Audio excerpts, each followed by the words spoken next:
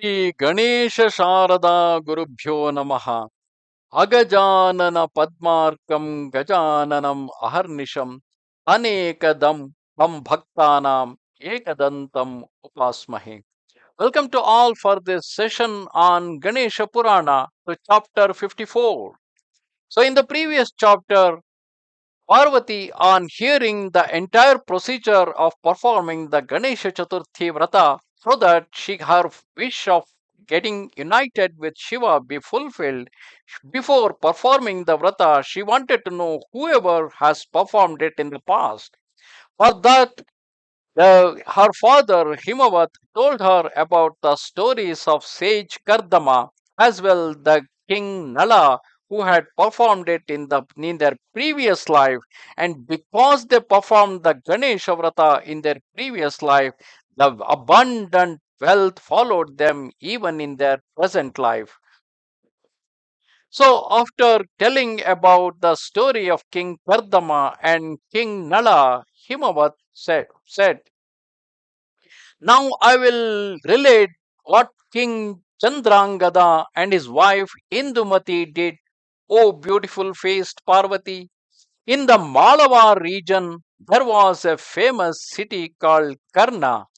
The king there was the very courageous Chandrangada, and he possessed qualities such as the capacity to make himself small and so forth. These are the different siddhis called Anima, Garima, Laghima. So he must be an expert in those things.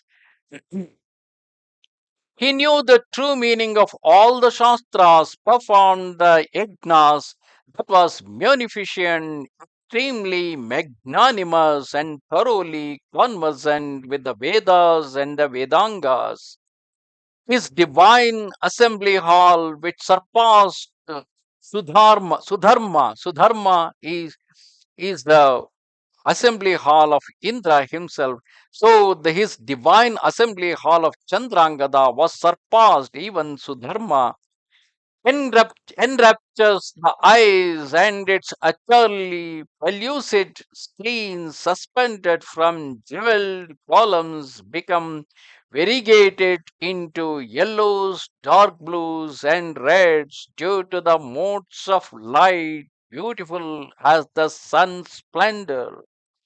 His very virtuous wife was illustrious and delighted in being obedient to her husband. Her disposition was of the law. She was completely loyal and served her in laws. Moreover, she was steady in respect of household duties, and she honored guests and the gods. The king, whose disposition was also of the law, was often sought out by his ministers. Under the influence of fate, he once went to a forest teeming with birds, deer, wild boars, and antelope in order to amuse himself by hunting. Those were the days when the kings used to go into the forest to do the hunting because there was an abundance of the forest. And if the kings don't hunt down the animals, those animals would enter into the town and would trouble the people who are living in the cities as well their agricultural land. In order to control the number of animals in the forest, hunting was a game performed by the kings in the past. Mailed in dark armor, a covering over his blue turban, wearing a finger protector and an arm protector, carrying a knife, shield, and sword. The powerful warrior was mounted on his speedy horse, his bows in his hand, surrounded by multitudes of troops, advisors, and attendants. While he was killing wild boar and game and dispatching it to the city, some bulls of Rakshasas saw the king wandering in the forest. When he saw the Rakshasas, their mouths like caves, their eyes hollow, their mouths gaping, and all as tall as the sky, king trembled as if he was suffering from feverish cold fits.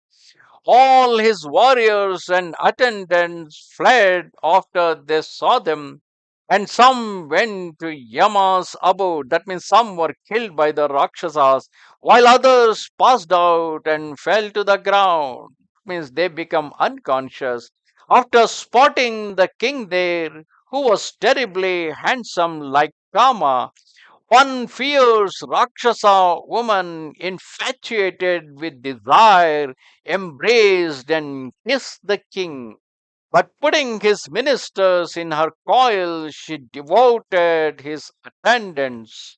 The king was desperate to escape from her clutches.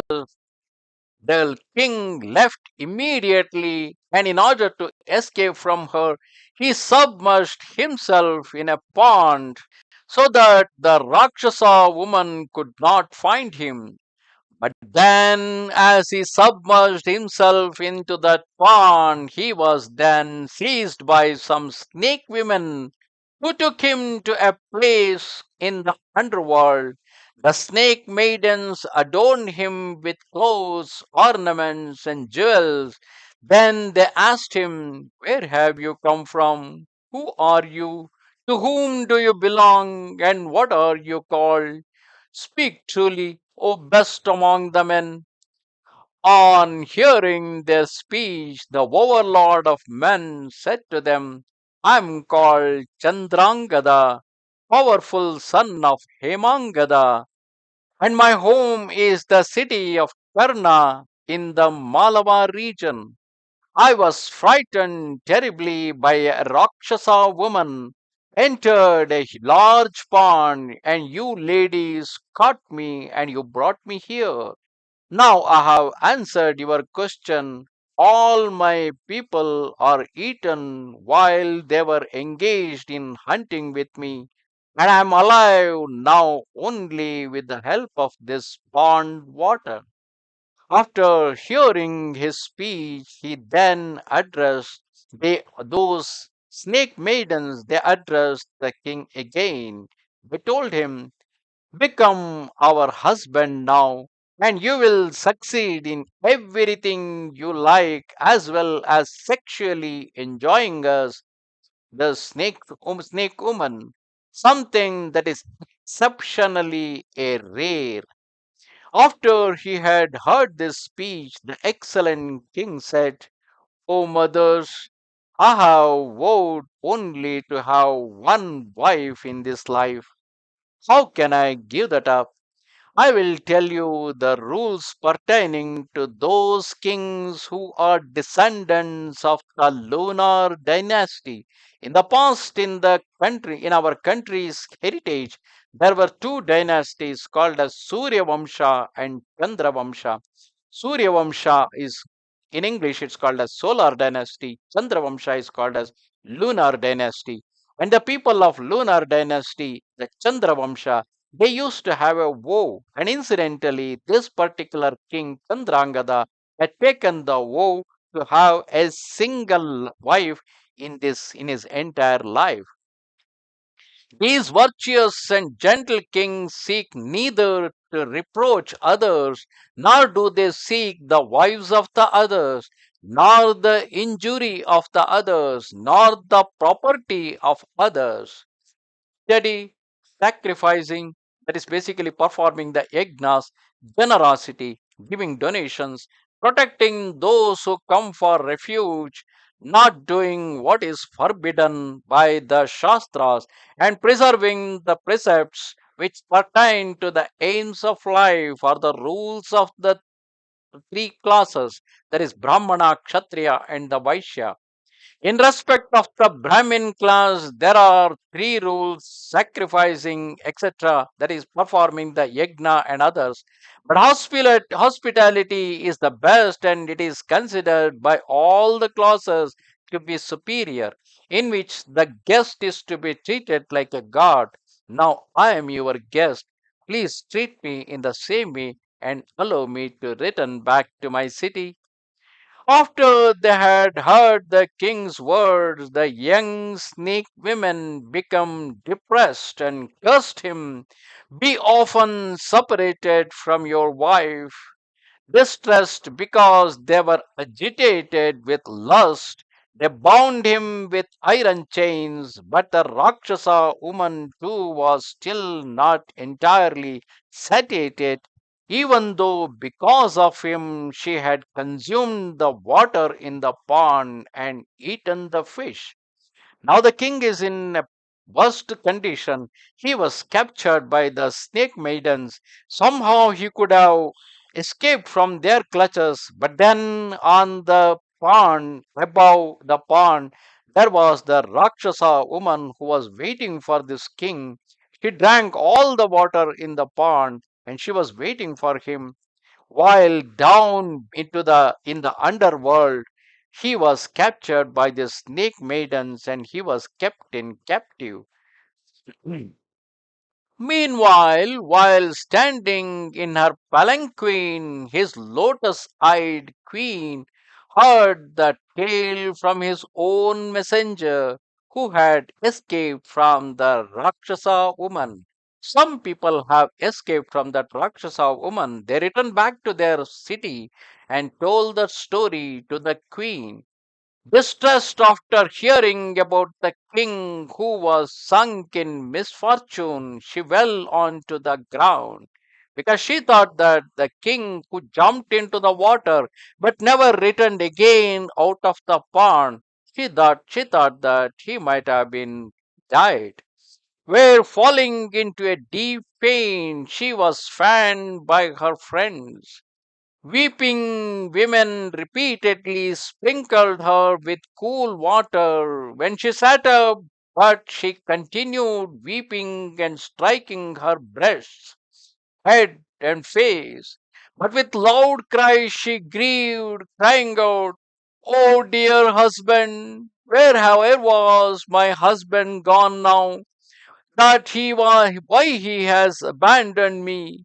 I'm pleasant in speech, perfect in every limb, submissive.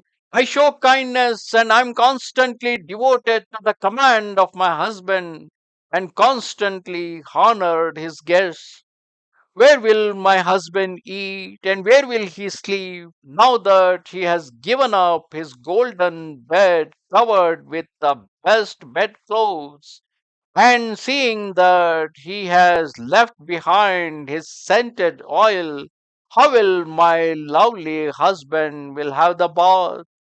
Without him, who now will undertake protection of the people and who the conciliating of children and of all people and beings in general?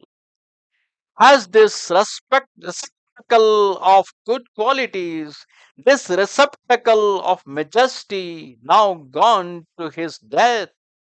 Without that great man, the regions look empty to me. Where will I find happiness, and where will he find happiness? Wretched, high-born women only experience happiness in this or the other world because of their husband.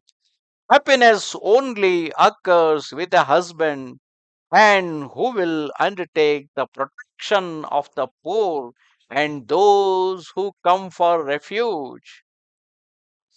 Trying out many things like this, the miserable woman became terribly distressed and tearing off ornaments, she left them far away. She then broke all her bracelets and passed out. That means she became unconscious. Thus ends the 54th chapter of Upasana Khanda of the glorious Ganesha Purana, in which Himavat started explaining the story of King Chandrangada, who was very fortunate to have a great wife and a great kingdom. And one day the King Chandrangada went for hunting, but then was captured by a Rakshasa woman. While escaping from that Rakshasa woman, he jumped into the pond where he was again captured by the snake maidens who took him into the underworld where they put him into the captive. The, on seeing the disappearance of the king, the queen started grieving, assuming that he might have been died, and she was in a great state of despair. Namaste Sharada Devi, Kashmira Puravasini, Twamaham Prarthaye Nityam, Vidya Danancha Dehime. Goodbye.